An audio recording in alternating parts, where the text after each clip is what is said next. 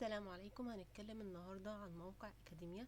هو عبارة عن موقع بيتم فيه مشاركة الأبحاث العلمية ما بين الباحثين، وطبعا ليه فوائد كتير جدا.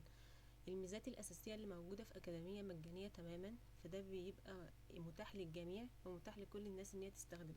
طبعا في نسخة مش مجانية، بس احنا كلامنا النهاردة هنتكلم عن الميزات المجانية اللي موجودة في أكاديميا.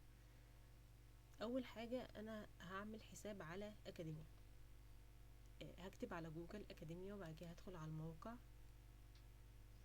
هعمل ساين اب، الفيرست نيم،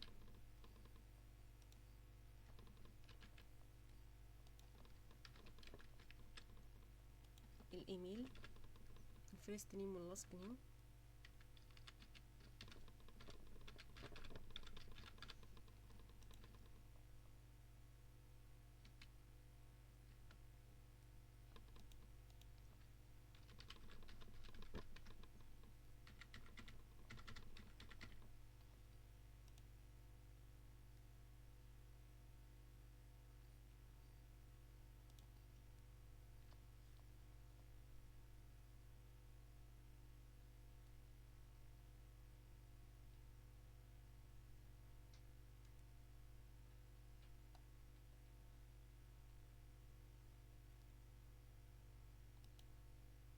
تمام.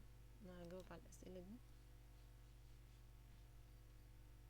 no I haven't published، بعد كده continue، وهختار الفري. تمام كده الاكونت بتاعي اتعمل.